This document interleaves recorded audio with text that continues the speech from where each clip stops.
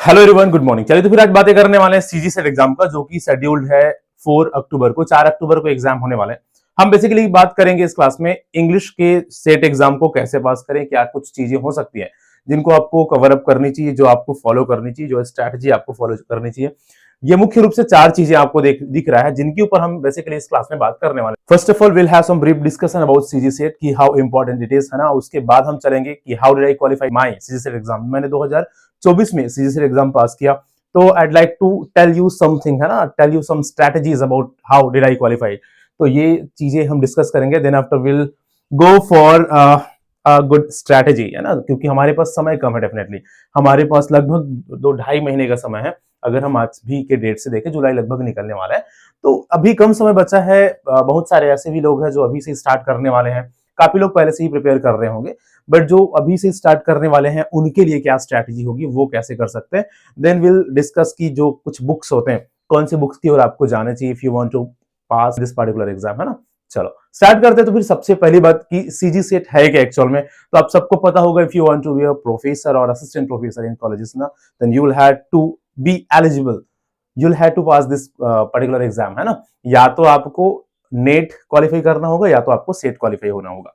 इसके अलावा बहुत सारे ऐसे कॉलेजेस होते हैं, है ना, जो जहां पर गेस्ट लेक्चरर्स की भर्ती होती है। तो अगर आपने सेट या नेट पास किया है, अगर आपने सेट क्वालिफाई कर लिया, तो आपके चांसेस बनेंगे आपको एक अच्छा जॉब मिलने का। कहां पर? कॉलेजेस में गेस्ट लेक्चरर्स का। वहां भी सैलरीज लगभग ठीक ठाक हो गए हैं, है ना। 50,000 सैलरी आपको दिया जाता है गेस्ट के रूप में भी कॉलेजेस में, ठीक है। तो ये सारी चीजें हैं। और सबसे इंपॉर्टेंट बात, ज्यादातर लोग इंटरेस्टेड इस कारण से ही इस पर्टिकुलर एग्जाम में, क्योंकि अभी लगभग 600-700 पोस्ट असिस्टेंट प्रोफेसर के आने वाले हैं। अगर हम बात करें इंग्लिश का, तो हालांकि 50-50 पोस्ट में बटे हुए हैं लगभग सभी सब्जेक्ट्स। तो 50 अराउंड पोस्ट आपको देखने को मिलेगा इंग्लिश का हमारे आने वाले समय में, है ना। तो इस कारण से ये और ज्यादा थोड़ा सा इंपॉर्टेंट है और ज्यादातर लोग इसको दिलाना चाह रहे हैं। तो अगर हम बात करें क्वालिफाइंग मार्क्स क्या होता है, कैसे कैसे होता है, इसके एलिजिबिलिटी क्राइटेरिया क्या है, तो आपको पीजी होना चाहिए 55% मार्क्स के साथ। अगर आप जनरल स्टूडेंट है, तो अगर आप एसटी एससी ओबीसी है तो 50% का कंसेशन है, छूट है, रिलैक्सेशन है। वहां पर आपको 50% एटलीस्ट होनी चाहिए आपकी पीजी में। पीजी मतलब आपका जो इंग्लिश में आपने पीजी किया है या कोई भी सब्जेक्ट में पीजी किया है, तो तभी आप एलिजिबल हो पाएंगे इस एग्जाम को दिला पाने के लिए, ठीक है। उसके बाद कितने नंबर क्या लाने होते हैं, तो देखिए जितने लोग अपीयर होते हैं एग्जाम में, जो प्रेजेंट्स होते हैं, उन प्रेजेंट कैंडिडेट्स के 6%, है ना। 6% जो कैंडिडेट्स होते हैं उनको एलिजिबल माना जाता है। किस चीज के लिए? इसके क्वालिफाइंग मार्क्स या इसके लिए क्वालिफाइड माना जाता है, उनको एलिजिबल माना जाता है टॉप 6% को। कंफ्यूजन ये होता है यहाँ पर कि जो कुछ क्वालिफाइंग मार्क्स भी होते हैं, अगर हम बात करें तो 40% अराउंड क्वालिफाइंग मार्क्स होता है जनरल के लिए, और वहीं 35% क्वालिफाइंग मार्क्स होते हैं एसटी एससी ओबीसी के लिए, है ना। तो यहां पर कंफ्यूजन ये होता है इसके ये 6% को लेकर कि क्या जो एलिजिबल कैंडिडेट है उनका 6% निकाला जाता है, जिसने एक जो क्वालिफाइंग मार्क्स को पार किया उनका, कि जो टोटल प्रेजेंट है उनका। तो देखिए जो यूजीसी नेट है या जो सेट है, वो इस चीज को फॉलो करता है कि जितने लोग प्रेजेंट हुए हैं एग्जाम में उनका 6% निकाला जाएगा, न कि जो क्वालिफाइंग के ऊपर है उनका 6%। जैसे मान के चलो इंग्लिश का एग्जाम 50,000 लोगों ने दिलाया, तो 50,000 लोगों में सपोज 35,000 लोगों ने 40% या 35% वाला जो क्वालिफाइंग मार्क्स है उसको पार किया, तो 35% का 6% नहीं निकाला जाएगा, बल्कि 40% का, सॉरी 50,000 का 6% निकाला जाएगा, मतलब 3,000 लोग क्वालिफाइड होंगे। तो क्वालिफाइंग मार्क्स का फिर क्या औचित्य रहा, ये क्वेश्चन आता है ना। तो देखो जो 35% और 40% वाला जो क्वालिफाइंग मार्क्स है वो इस चीज के लिए होता है कि मान के चलो पेपर एकदम ज्यादा कठिन आ गया और किसी कैटेगरी का, सपोज एसटी एससी ओबीसी का कट ऑफ अगर 35 से नीचे आ गया, ये 35% मिनिमम होनी चाहिए, है ना। अगर 35 से नीचे आ रहा है, 34 आ रहा है या 35 से नीचे आ रहा है ना, तो उन 34 नंबर को कट ऑफ नहीं माना जाएगा, है ना। भले ही कम कैंडिडेट मिले, भले ही 6% मत मिले, लेकिन 35 से नीचे वाले क्वालिफाइड नहीं होंगे, एलिजिबल नहीं होंगे। 5% को ही ले लिया जाएगा, कोई दिक्कत नहीं है ना। तो इसलिए क्वालिफाइंग मार्क्स होता है, आप मिनिमम क्वालिफाइंग मार्क्स गेट किए हैं तभी आप एलिजिबल होंगे इस चीज के लिए, इस एग्जाम में, इस एग्जाम को क्वालिफाई करने के लिए। तो ये विशेष बात होती है, ठीक है। आगे तो ये सारी चीजें हैं। वहीं अगर हम सीजी सेट एग्जाम 2026 की बात करें तो 1 अक्टूबर में शेड्यूल है, तो अभी से आपको प्लान करना पड़ेगा। तो आप डेफिनेटली इसमें एलिजिबल हो सकते हैं। ठीक है, चलो आगे अब हम बात करते हैं कि मैंने कैसे किया, हाउ डिड आई क्वालिफाई, है ना, कि मैंने लास्ट जो एग्जाम हुआ था ना 2024 वाला सीजी सेट का, सीजी सेट इंग्लिश एग्जाम मैंने क्वालिफाई किया लास्ट ईयर 2024 वाला जो एग्जाम हुआ है 21 जुलाई 2024 में लगभग इसका एग्जाम हुआ था और जून 2025 में इसका रिजल्ट आया था। ठीक है, तो लगभग साल भर लग गए थे रिजल्ट्स में, कुछ पर्टिकुलर रीजंस थे, कुछ सर्टेन रीजन था उसके कारण से। तो मैंने कैसे कि अगर मैं बात करूं तो देखिए ज्यादा समय तो मेरे पास नहीं था और मैंने एकदम ज्यादा टाइम भी नहीं दिया था। ठीक है, हार्डली अगर मैं बोलूं तो बहुत कम समय में मैंने इस चीज को क्वालिफाई किया था, इस एग्जाम को क्वालिफाई किया था। देखो किसी भी एग्जाम को क्वालिफाई करने के लिए ना एक बैकग्राउंड नॉलेज की जरूरत होती है। ऐसा नहीं कि मैं अभी से स्टार्ट करूं और एक महीने में मैंने कोई भी एग्जाम क्वालिफाई कर दूं। अगर आपके पास बैकग्राउंड नॉलेज है ना, तो आपको वो हर एग्जाम में हेल्प करता है। हालांकि ये जो लिटरेचर वाला पोर्शन है ना, मैं वहां लिटरेचर से ज्यादा जुड़ा नहीं था, थोड़ा सा दूर था, लेकिन फिर भी मैंने एक बढ़िया प्लान्ड तरीके से अपना प्रिपरेशन करके लगभग एक महीने में ही इस एग्जाम को क्वालिफाई किया है। बिल्कुल एक महीने में भी ये एग्जाम क्वालिफाई हो सकता है, क्योंकि क्योंकि ये कोई आपको कंपटीशन नहीं करना है किसी से, आपको जस्ट एक सर्टेन नंबर्स लाने हैं, है ना, और उस नंबर को अगर आप लाते हैं, वो क्वालिफाइंग या जो वो कट ऑफ मार्क होता है वहां तक आप जाते हैं तो क्वालिफाई हो सकते हैं, है ना। तो सिलेक्शन आपको लेना है तो आपको बहुत ज्यादा नंबर लाने हैं ऐसा भी नहीं है। तो इस कारण से कम समय में भी, लगभग 2 से ढाई महीने अभी है, अगर कोई अभी से भी स्टार्ट करते हैं और आप उनके पास थोड़ा बहुत बैकग्राउंड नॉलेज है तो ये हो सकता है। ठीक है, करना क्या है आपको, देखो जब भी हम क्या करें, जब भी हम बात करते हैं इस लिटरेचर का, इंग्लिश लिटरेचर का, तो अगर हमने अभी तक प्रिपरेशन स्टार्ट नहीं किया है ना, तो लिटरेचर नाम ही सुनकर थोड़ा सा नेगेटिविटी आने लगता है कि कैसे होगा, इतने सारे राइटर्स के नेम है ना, कौन कब कहाँ कैसे किसने कौन सा बुक्स लिखा, कौन कब है कौन कब, ये सारी चीजें, तो थोड़ा सा ना मन में एक तरह से कॉम्प्लेक्सिटी आने लगता है ना। तो ये है कि जब आप उसके पास जाएंगे ना, किसी भी चीज के पास, दूर से सारी चीजें थोड़ा सा हार्ड लगता है, जब हम जितने पास हम जाते जाते हैं उतना वो हमको क्लियर होते जाता है। ठीक है, तो आप जैसे स्टार्ट करेंगे ना, तो आप देखेंगे कि पढ़ना उतना भी कॉम्प्लेक्स नहीं है जितना हम सोच लेते हैं या बना लेते हैं मन में। तो सबसे पहले आपको क्या करना चाहिए, आपको प्लान करना चाहिए सारे लिटरेचर पोर्शन को बढ़िया से कि आप कैसे पढ़े। मैंने कैसे किया, मैंने इस तरीके से अपना प्रिपरेशन स्टार्ट किया। ये मेरा आप देखेंगे तो एलिजिबिलिटी जो सर्टिफिकेट है वो है ना 2024 वाला। और कट ऑफ की अगर हम बात करें, थोड़ा सा चर्चा कर लेते हैं कट ऑफ को, फिर थोड़ा अपना प्लानिंग डिस्कस करेंगे, है ना। कट ऑफ आप देख लीजिए, इंग्लिश हिंदी इन सबका। इंग्लिश में कट ऑफ था यूआर का 166 और ओबीसी का 158। 300 मार्क्स के पेपर होते हैं, है ना। 150 क्वेश्चन आपको मिलता है, 100 क्वेश्चन आपको मिलता है इंग्लिश का और 50 क्वेश्चन आपको मिलता है बेसिक कॉमन। ठीक है, पेपर 1 या पेपर 2 कहलाता है। तो दोनों मिलकर 300 में 158 था ओबीसी का कट ऑफ, एससी का 142, एसटी का 132 और, है ना, तो पीडब्ल्यूडी वाला ये सभी। तो इस तरह से ये था कट ऑफ इंग्लिश का। ठीक है, लास्ट ईयर 2024 वाले एग्जाम का।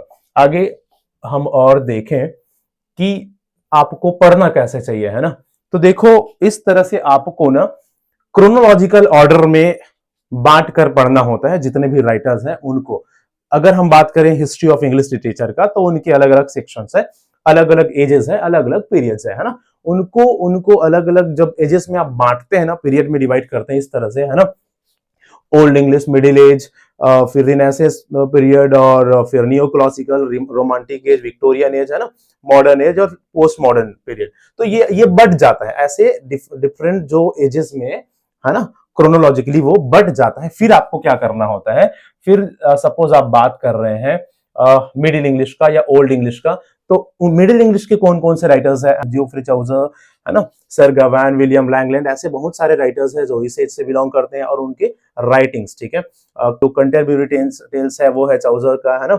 और अगर हम बोले मिडिल एज में भी अलग अलग सेक्शन में डिवाइडेड था, अलग अलग पार्ट्स में, जैसे एंग्लो नॉर्मल हो गया, एज ऑफ चाउजर हो गए। एज ऑफ चाउजर में मेनली जो डोमिनेशन था वो चाउजर का था, इस कारण से एज ऑफ चाउजर बोल दिया जाता है ना। एज ऑफ बैरन और डार्क एज, एक ऐसा समय आया था जहां पर एकदम ज्यादा लिटरेचर या राइटिंग्स हमको देखने को नहीं मिला, तो डार्क एज हो गया, है ना। उसके बाद रिनेसेंस पीरियड हो जाते हैं, इसमें एलिजाबेथन हो गया, जेकोबियन हो गया, कैरोलियन हो गया, है ना, और कॉमनवेल्थ पीरियड हो गया। तो ना सारे जो लिटरेचर है वो ऐसे डिफरेंट सेक्शन में बैठे हैं, उनको इस तरह से, है ना, आपको पढ़ना चाहिए कि इस एज में ये सभी पार्ट्स है, ये सभी पीरियड है, इस पीरियड्स के राइटर कौन कौन से है, इनके राइटर कौन है, इनके राइटर कौन है, इनके राइटर कौन है।